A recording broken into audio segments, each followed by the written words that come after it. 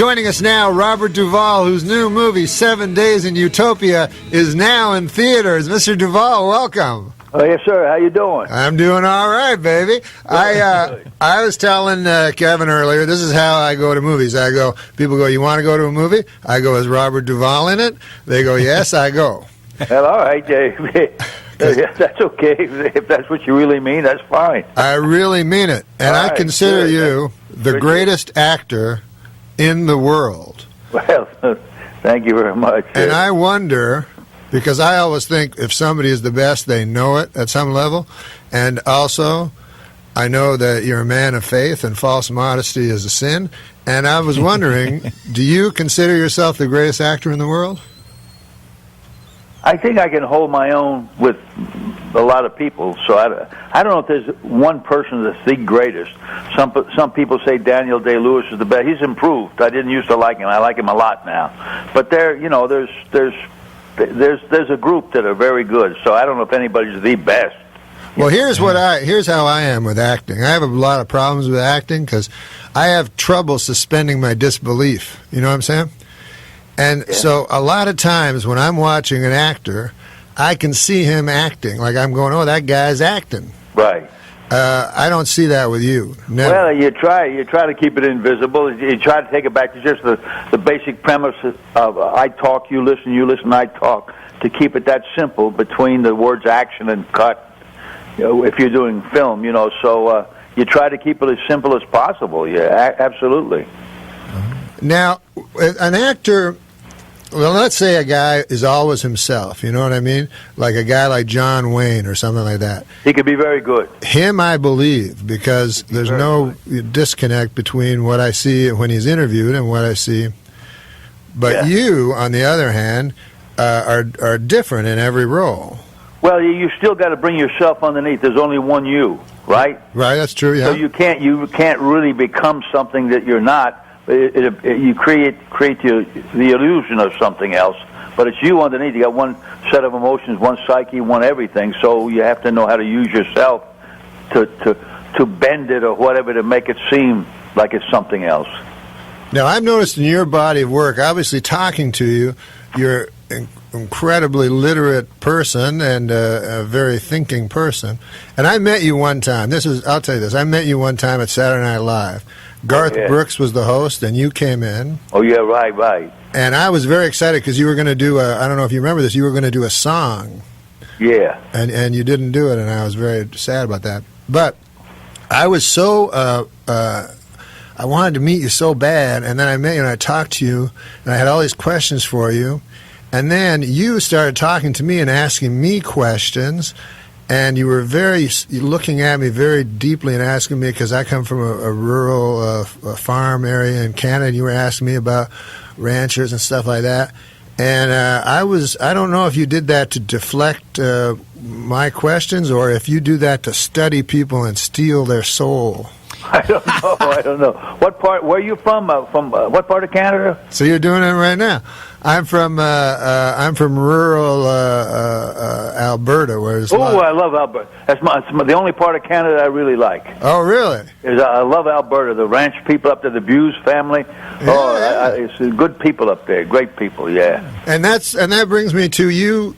You often portray the common man. Is that something that you're not Southern, but you've played a lot of Southern characters? Well, my dad's from Virginia, and that's the beginning of the South, so I feel comfortable, I like the Southeast Conference Football League, and I feel okay in the South, even though, I'm in Texas, too. Some of my mother's people are from Texas, which is below the Mason-Dixon line, so to speak, Yeah. Yeah, I like to portray the common man, except, when I played, one of my favorite parts was when I played Joseph Stalin. He wasn't he was common, but not so common, So you don't mind playing a guy that you have to figure out the good part of him or something? No, each part's a challenge, so, you go with what you have to do, research or whatever, and just jump in and do it, Now, Yeah. Kevin Farley has a question for you. Yeah. Have you ever been like, you've done some big movies with big actors. Was it ever hard? Like, did you get nervous, and how do you deal with your nerves? When you have to really bring your game, your A game, and that could, like, say, The Godfather with the scenes with Brando or anything like that. Were you ever really nervous where you had trouble like controlling your nerves? Where you're like, oh gosh. Yeah, well, the last job I did, it was the most nervous I've ever got in my career. I worked with Billy Bob Thornton. I call him the hillbilly Orson Welles. The guy's brilliant, and we did an interesting movie.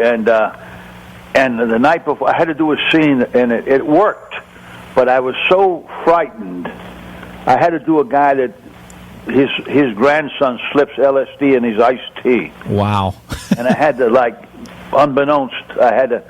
So I did. I think that intense fear helped propel me into the scene and make it work in a strange way. Yeah. Because it was a very demanding scene, but it worked. It worked, and Billy doesn't care if you change things. Some of these directors you can't change to air. Yeah. But a guy like Billy, he leaves it open, even though the writing is brilliant. What he's done, he lets you come up with stuff at the moment, which is very admirable. I think. Yeah. It is interesting that you bring up Billy Bob Thornton, because I agree with you. When I saw Sling Blade, Yeah. I was like, this guy is exactly what you said. I said, this guy's Orson Welles. How did he do absolutely. this? He's up there with Coppola or Altman or any of them for me. Yeah. But then he stopped. Well, he stopped and he has a country band. He goes around. So I sent a message to him. Do you sing as good as Lefty Frizzell, knowing the answer? I guess he sings okay. I don't know, but he's got to get back to his A game, because the guy he wrote, directed, and acted, and he's on a high level in all those aspects. Well, can I ask you a question? Because you were in the Sling Blade. You played his dad. Yeah. This may be I don't know if you want to answer this question or not, but you're an honest guy, right? Sometimes. Yeah. You go on Sling Blade. Yeah. You're watching that. Does that character he did in Sling Blade remind you of a character you may have done 30 years ago? Well, yeah, that's what Horton Foote thought, maybe. You're talking about Tomorrow? Yes, sir. Well, that's what Horton Foote thought maybe he was doing me, but I don't think so. I don't know if he ever even saw that. But not really, maybe a little bit. They could have been cousins, so to speak, yeah. But when I did it with Billy Bob, there was no script. He just rolled the camera and we improvised. Is that right? Was it. Wow. So, he's great to work with, and he's got some more things he's going to do, and he's great. You have an incredible taste in the choices you make, right? You must put thought into this. Do what now? Are you a literary person? Well, somewhat. I read. What I want to read. I'm reading a lot of stuff on the Comanche Indians now, because a friend of mine may direct Empire of the Summer Moon, that terrific script on. Oh yeah. I guess I may be wrong, but Horton Foote once said people don't know what goes on beyond the South Jersey Shore from New York necessarily, right. And I think that I don't know what I saw of The Searchers. It may be a great movie by John Ford, but what I saw, I got to watch the whole thing. I found some of it corny. Yeah. Melodramatic. You found some of The Searchers corny? Yes, absolutely. Which parts? Absolutely. Please come home. Please come back. And this book deals with the real thing of that woman that was captured by by the Comanches. Sure. And, if you criticize, a friend of mine once said, if you criticize John Ford, and I got this great icon from Hollywood, it's like attacking motherhood. Yeah, yeah. But there's some of those old guys, like when I did True Grit, that was one of the worst directors I ever worked with in my life, Henry Hathaway. Yeah, one of the worst. Some of those old guys were like tyrants, Yeah. The opposite of Billy Bob. Right. Yeah. And I remember you saying one time that I found interesting, that you either like the new kind of acting or the old kind of acting, and you don't like the old kind of acting. Well, a guy like Spencer Tracy, for the most part, was terrific. Of course, when he did Old Man in the Sea, the Communist daily newspaper in Havana, Cuba, blasted him, saying that here's a Anglo-Saxon trying to play a Cuban, but actually, when he was right, like Bad Dad, Black Rock, he was wonderful. But I think that the young actors today are better than ever. You do? Absolutely. You go in each country. Look at the African Americans, the black actors we have now that never could act before. Before it was like Uncle Tom time. Right. They're wonderful black actors, Spanish actors, guys in Argentina I know, wonderful actors, Spain, England. You know, it's open to all now. It's an in medium that's open to all. So I think, there's good and bad still, but I think overall the young actors, the bar's been raised. Maybe those who went before, we helped them find that that aspect of it all. But no, I really think that it's open for all, and there's still bad work, obviously, and bad movies, but some of the young actors are wonderful. Well, tell us about this young actor that you're working with in 7 Days. He's as good as they get. He's terrific. Lucas Black. He's a scratch golfer. Wow. It's the only movie ever where the lead actor can hit the ball, really. Yeah, and he's no, a terrific that's true. guy. In between takes, he said, I will challenge the world champion turkey caller and beat him. He does these phenomenal animal calls because he grew up with nature, fishing in the backwoods of Alabama, Wow. But he's a terrific kid, and when we did the movie, it was wonderful to go work in Texas with just great people down in that hill country, and Lou Waters and his family, and Ken Herford and the golf pro Stan. All these wonderful people welcomed us, and it was great working with. That's the reason. One of the reasons I took it to work with Lucas.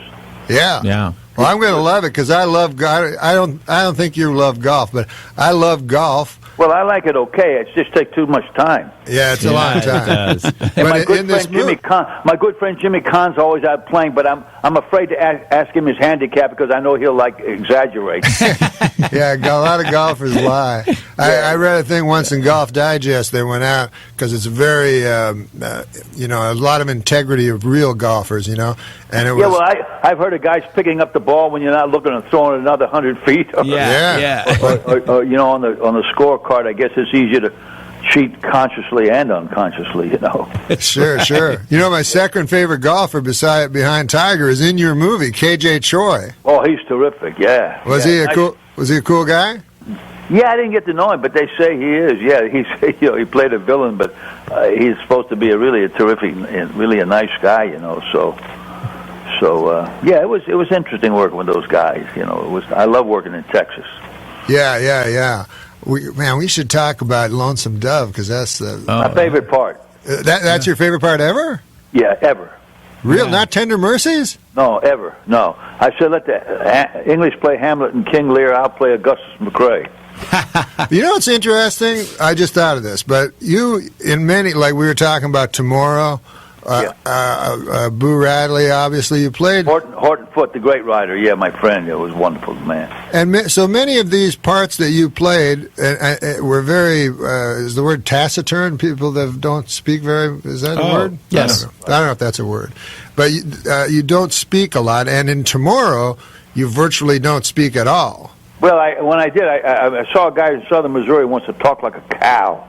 So that's the way I kind of did it. We did it as a stage play first for 25 performances at Herbert Berghoff's studio in New York City, and then we did the movie afterwards, Yeah. It was like a complete experience. But it just occurred to me since you played these characters before Lonesome Dove that were very non-verbose, that maybe Call would be the guy that you would play. Well, that's what McMurtry still says that I should have played Call. He wrote it. He's absolutely out to lunch on that. You mean after the movie? My ex-wife said to me, I read a novel I like better than Dostoevsky. Don't let them talk you into playing Call. You got to play this other guy. Oh, really? Yeah. So I really. So even after the miniseries, McMurtry thought you were miscast. Yeah, well, that shows you where his head is. Well, can we come back? Can you stay for another thing? Because I wanted to talk about faith with you. Yeah, okay, yeah. We'll talk about a little faith. Come on, let's do that. That'd be cool, baby. All right, we'll be back with the greatest actor in the world by my standard and by his own, self-admitted.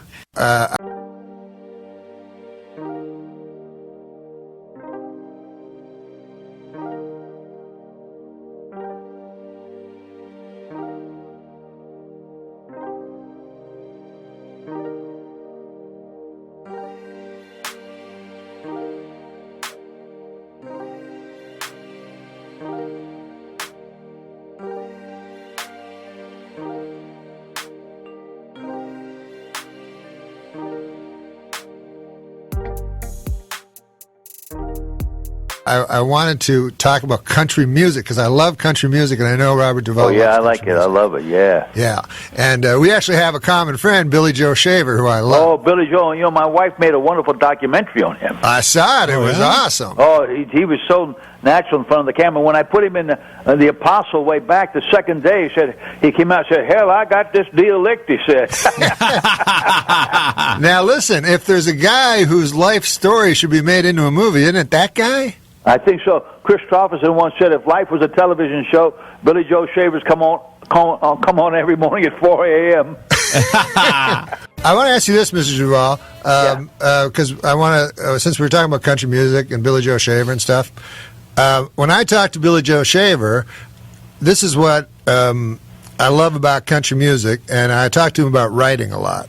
Right. And he says that the hardest thing about it is taking very big ideas and putting them in very small writing, very pithy writing, Right. not to be over. And it strikes me that your acting is like that, like a lot of the things that you do, like in Tender Mercies, which I loved, you don't speak a lot. Right. Yeah. So now what's the question? The question is that why you love country music? No, I just like country music because I've always listened to my brothers sang opera and they were classically trained, and I always just loved country music. That's what I loved it. Now, I suppose you'd say that's corny too. You seem to say everything's corny. Well, no. There's a legitimate sense of melodrama. I mean, you find that in Shakespeare. Melodrama can be very valid. Things that seem melodramatic.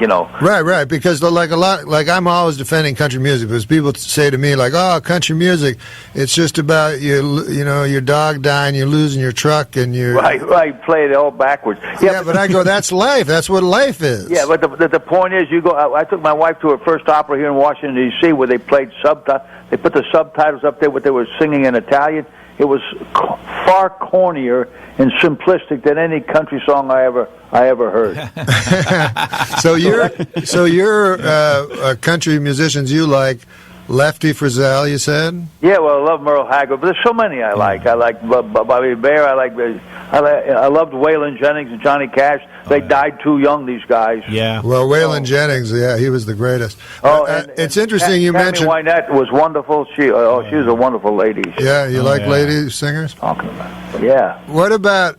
It's interesting you bring up Merle Haggard because I might be way off base, but when I saw Tender Mercies, I'm like, oh, he's doing Merle. Well, that's what somebody thought. That's what Willie Nelson asked me if I was aping Merle Haggard. I said, "Well, I love him. I don't know if I was aping him or not, but maybe, And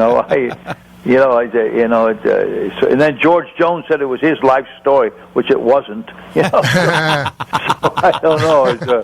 That's but speaking of faith-based, real quick, Billy Joe Shavers. He lost his son, his mother, and his wife, who he married 3 times. He lost them. They died all in 1 year. It was incredible. It was like Job. Yeah, I said, Billy Joe, how'd you get through this? He pointed to his chest and said, Jesus Christ. Now, you can't say that in New York City. Up north, you don't do that. But down there in the south, of those guys, they're pretty inundated in the philosophy and beliefs of Jesus Christ. So that's what he said to me at one point, Billy Joe. Yeah, they're not afraid to say it. And you're right. If you say it, like I live in Los Angeles, if you say such a thing, people will look at you like you're saying you have Down syndrome or something. Yeah, well, who's the writer from Alabama? Also, he wrote a book all over but the shouting. I forget his name. He wrote for the New York, one of the New York papers. I forget the guy's name right now. He brought that up out in the South. You do that, but then once you get above the Mason-Dixon line, sometimes it's difficult to bring up Jesus or anybody like that because they look at you like you're a square or something. Yeah. Yeah. Well, they look at you like they reduced him to a silly character. Yeah, exactly, yeah. And I'm sure that must have been your your motive in writing and directing and starring in The Apostle. Obviously. Well, yeah, it took me many years to get it off the ground. I did. I had to use my own money and everything. Had I done it in Hollywood, they would have never done it correctly. They would have paid me big time, patronized the subject, patronized certain regions in America. When I did it, I put up my own money. I got my money back plus change, and that was it. But I got great satisfaction in doing it. Yeah. Because I got from both ends. I heard that the great preacher, from Billy Graham liked it, and then I got a wonderful letter from Marlon Brando saying he liked it. So I got it from the secular and the religious. That's great. That's Both fantastic. You got it from both because sides. you. What was the name of the character? Sonny. Sonny. Sonny Dewey. I wanted to use my mother's maiden name, but that was the name of some preacher, so I didn't want to get a lawsuit. So, his Sonny Dewey. Yeah, exactly. Yeah. But that movie really struck me because I grew up in rural Canada in a very, very small town, and the preachers would come, and we would go and listen to them. Yeah, there's some of those preachers up there in Canada. I actually went to some. Yeah. Oh yeah. They're a little different from the guys. I'm on the devil's hit list. Well, we never had the Southern Baptists, but we would have the famous people from the United States come, and you could tell. I could at a young age who were the real guy. Now I don't know. I can't look into a man's heart, but some of them seemed fake. Like for instance, I saw Jim Baker. He seemed like a complete fake. Well, he could be. Yeah, a lot of those guys. Yeah. But I tell you, I saw Jimmy Swaggart, and I thought that's a real guy. And even when he did his apology on TV, that seemed authentic to me. Yeah, but he does like he's minimized his crocodile tears since then. He's very talented. You think those were crocodile tears? Yeah. Billy, his cousin, who's his cousin? Jerry Lee Lewis. Yeah, he said we work different sides of the street. That's what. Really? So you think? But the country singer, what's his name? The guy from Nova Scotia. Hank Snow. Hank Snow. Well, his son was a Pentecostal preacher. He was one of the first guys I saw doing my research.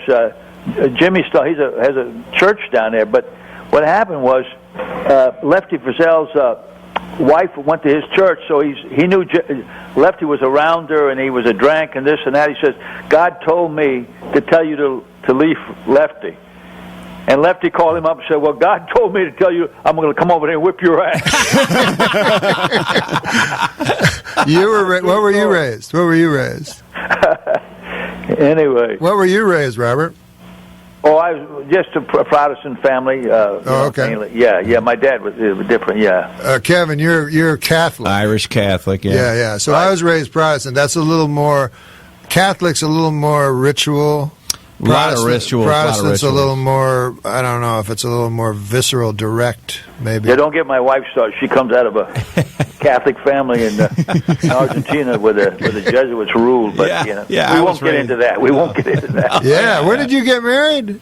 Pardon? How old were you when you married your latest wife? Oh, I was old. When I met my father-in-law, I said, I don't know whether to call you a father or son, he said. It's amazing. And then I told Wilford Brimley. Wilford, he's a character, that guy. He was a Jack Mormon. He was a bodyguard for Howard Hughes. He sings jazz with a band. He's a very interesting guy, Wilford Brimley. When I came up, I said, Wilford, I got this young woman that's much younger than me. Everybody thinks she's too young, this and that. He said, let me tell you something, my friend. The worst thing in the world for an old man is an old woman. Now you do have people. You have a much wider interest than most actors, right? Most actors, I think, hang out with other actors or whatever, or go to parties or whatever. That's okay. I like a good Hollywood party when I'm out there. We live in Virginia, actually. Yeah. My wife's from Argentina, but she says Virginia for her is the last station before heaven. Oh, that's nice. She loves it here, and I love Texas, but we like living in Virginia at the moment. Yeah. And how do you keep up with a young lady like that? Oh well, I don't know. She keeps me going. She looks after me well. Here's what I was telling Kevin during the break. I was saying, you're 80 years old, right, sir? Yeah, I'm 80 years old, right. Now I see you when you're interviewed. You're you don't look 80 at all. You're powerful and you talk, but then you can do parts like I saw. I remember in Convicts. That's where I thought you looked the oldest. Yeah. You looked like a real 80-year-old guy. Well, that was another Horton Foote script, and the director of Tender Mercies, who did not direct that, liked that movie so much he gave it as Christmas presents to his friends. That was a nice film that a lot of people didn't see. Oh, that was but a you know, beautiful movie. I had a wonderful career of 4 or 5 movies with Horton Foote, and then I had also with Coppola. And had I never done anything but those 2 guys' works, it would have been a wonderful mini career for me. There were two wonderful, talented people that gave me great parts and everything. But it was great working with Horton. You know how many people you have a friend for 50 years, for God's sake. Oh, that's nice. That's yeah. unbelievable. And then the movie of Get Low that I did, it was so. I loved that movie. My wife loved it so much. I wanted Horton to see that before he died because it reminded me of his work, but then he died before it came out. Oh. And when I was doing the final speech for the audience, my wife was off camera and she got a telephone message that Horton had just died. Oh. When I was doing that speech about death. Yeah. Wow. So ironic. It was like full circle from To Kill a Mockingbird, you know. Yeah. And that's also interesting that you were doing the speech in Get Low, and in Tomorrow, you in the last scene were in a coffin. Yeah, well, yeah. Also in the coffin yeah. Well, you mean in the Convicts? I was in a coffin. In Convicts, I mean. Yeah, exactly. Yeah. Wow. So who did Convicts? Who directed that? Yeah. Pete Masters, and that was the Horton's first cousin. Yeah. Oh, wow. Yeah. Right, That was an amazing movie, and that was a character that was, I guess he had dementia. Yeah. I played him like one of my uncles moved to Texas from Virginia. and I sat on a grave. Whose grave am I sitting on here? and I made that up. Horton would sit under the cameras. He'd write. I say, Horton, could I try change a little? I go ahead, Bobby. That's okay. Then he'd watch it. They say cut. He'd go back to writing something else. But he didn't mind if he changed a little something. You know, not so much the text, but he was great to work with, Horton. He was really an actor's friend and ally. Some of these directors you work with are an actor's enemy. Yeah. Well, Tender Mercies was the best movie ever, but I remember a line in Tomorrow that was so cool. I just remember it now. I'm going to screw it up, but it was when they come and take the boy from you. Yes. And you say, do you remember the line? Once you refresh my memory, it's been a long time. You say, I expected it. I reckon that's why it took me by surprise. Yeah, I think that was scripted, though. Yeah, with Horton. Wonderful line. Yeah. I wouldn't see that movie for a year. I was so ticked off at the producers and everybody. They cut a scene where I ride on my mule 30 miles to see that son when he's grown up. I say his name, he doesn't recognize me. I take off my hat to see if he'll recognize me. Then he doesn't. And I get in my mule and ride and go back home 30 miles. Wow. And I had a great moment. One of those moments I got so emotional I couldn't even speak. Yeah. And they cut the scene. Oh, that is interesting because in that movie it is a little choppy at both ends. Yeah, exactly. Well, I won't go into the reasons why that could be, but but overall it was a good experience, and it's always great. It was great working with Horton. Do you have other scenes that have been cut that you wish were not? Yeah, probably. I can't think of any right now. Let's hope Billy Bob doesn't cut any of mine from this. Well, I'm glad to hear that Billy Bob is directing. Was the most unique script I've probably ever read. The one, Jane Mansfield's Car is the name of it. Billy Bob script. Yeah. And the people, he sent the script to the same people that financially backed 7 Days in Utopia. He never heard from them because a lot of the preachers will not come see this movie. Of course, if they come, they might like it underneath. See, but, it is so secular but so accurate. Yeah, you can't. Like a guy called in, a faith-based station called in when we were doing publicity, and he brought up the fact that in the Old Testament there's a lot of R rating. Yeah, you know what I'm saying? Yes. And so it's the secular and as long as it's done accurately and beautifully, it can be a little shocking to some people. But as long as it's done well, as Billy Bob has done, I think in this movie, then it becomes a valid statement of filmmaking. Right. When you do a movie, since Gus McCrae was such an incredibly fully realized character and so great, Then when you do Broken Trail or Open Range or anything like that, are you do you have to try not to go into that, or is it you know what I'm saying? What do you mean go into it? Well, is it a tough thing to try to match that because they're similar characters? Well, it's similar to a point. To a point, yeah, they are. I actually feel that if you looked at Broken Trail in its entirety, I think it was better made than Lonesome Dove. Really?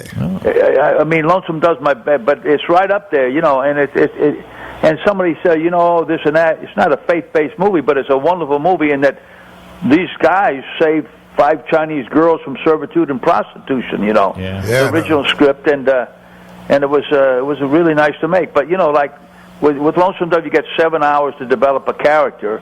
And a lot of actors won't do TV because you do TV in your career and you try to get out of it to get into features. But then once you get a certain leverage, you'll go back to do something like Lonesome Dove or Stalin, in television. And television can be great. Yeah. Still action and cut. I mean, you're playing characters, so but you do have sometimes more time to develop a character. And you know, westerns are my favorite movies. They always go like westerns are dead, and then a western. No, they're not dead. People say that, but people always look for them, and they're always doing them. There's a flux of a bunch coming back for TV now and everything. There was a great western a couple years ago about with a big long title. Remember that movie, Kevin? The Coward. The Coward. Jesse James and the Coward. Yeah. Oh yeah. It was interesting. Did you ever see that? Yeah, I thought it was well done. Yeah, I thought that was amazing, and they had no music. The guy did good playing Bob Ford, but Lucas Black would have been terrific too. Boy, he would have been great playing that part. Yeah. No, I like some of what Brad Pitt does. Did you ever see him do the movie Snatch? Oh yeah. Yeah. He was fantastic. He was fantastic playing that gypsy. Because I know a little. I directed a movie once called Angelo My Love, where I only used one professional actor, and all the rest of the actors were American gypsies, and they were terrific natural actors. But you know, Brad Pitt, I think, went up to Northern Ireland and picked up that lingo. It was terrific. Well, thanks a lot, Mr. Duval, for all your time. You're awesome. Thank you, Mr. Duval. And say hello to Dennis Miller and tell him next time I expect to talk to him. What the? Dennis Miller Show.